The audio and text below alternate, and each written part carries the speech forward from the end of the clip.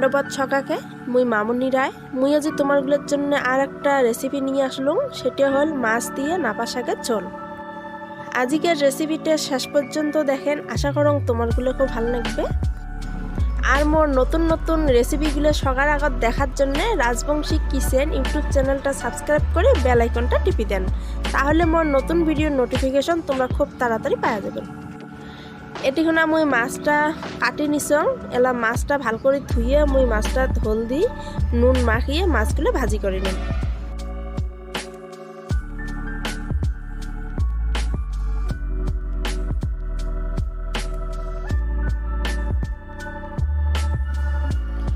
তসলাটা গরম হয়েছে, মুই এলা দিলুম এটি শোনা সর্ষের তেল। তেলগুলো মুই ভাল করে গরম করে নিম।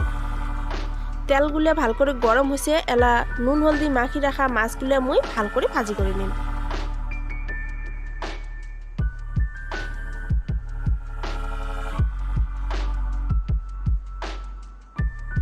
এলা মাছগুলো উল্টি দিম।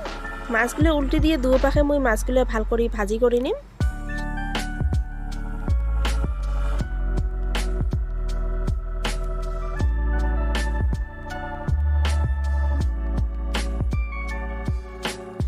মাছগুলো ভাল করে ভাজা হয়ে গেছে, এলা নামে নিম।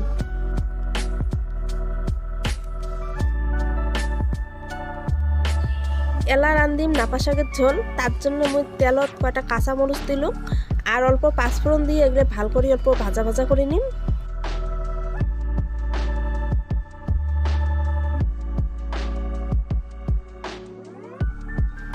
এলা দিম নাপা শাকগুলো মুই বেশি নিছং। এটি কিন্তু মুই ধনিয়ার পাতাও মিশেল দিছং। এলা তো নাপা শাকের দিন, তোমরাগুলো একদিন এমন করে নাপা শাকের ঝোল রান্ধি খান, দেখেন খুব স্বাদ লাগে। আর মোর রেসিপিটা যদি ভালো লাগে তাহলে লাইক কমেন্ট করি তোমার মতামতগুলো মোক অবশ্যই জানাবেন। এলা দিম স্বাদ মতো নুন আর অল্প হলদি। নুন হলদি দেওয়ার পরে শাকগুলো মুই আর অল্প ভাল করে ভাজা ভাজা করে নিম।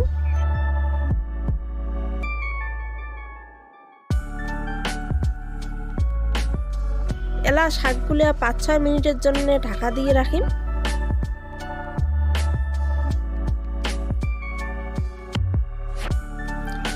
এলা দিম অল্প সর্ষে বাটা। আর এটিখানে কিন্তু বেশি মশলা না লাগে, অল্প সর্ষে বাটা দিলে শাকের ঝোলটা অল্প গেরা হয়, ওই জন্য মুই এটিখানে অল্প সর্ষে বাটা দিলুম।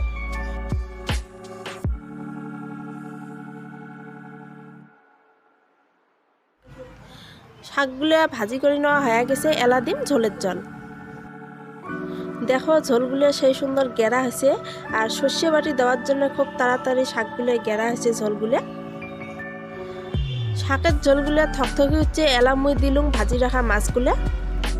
ইয়ের আগত মুই নাপা শাকের আর একটা রেসিপি দিছং, সেটা হল নাপা শাকের পেলকা। এই ভিডিও ডেসক্রিপশনত মুই লিঙ্কটা দিয়ে দিম, তোমরাগুলো ইচ্ছে করলে দেখে নিবে পান।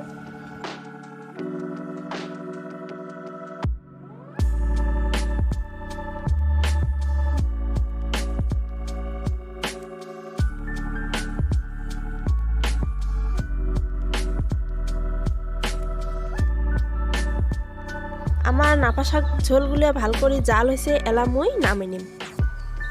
নাপা শাকের ঝোল কিন্তু খুব সহজ রান্না, আর বেশি তেল মশলাও না লাগে, আর খাইতেও খুব স্বাদ। আশা করং তোমরাগুলো এই রেসিপিটা একদিন বানিয়ে খান, দেখেন তোমারগুলো খুব ভালো লাগবে।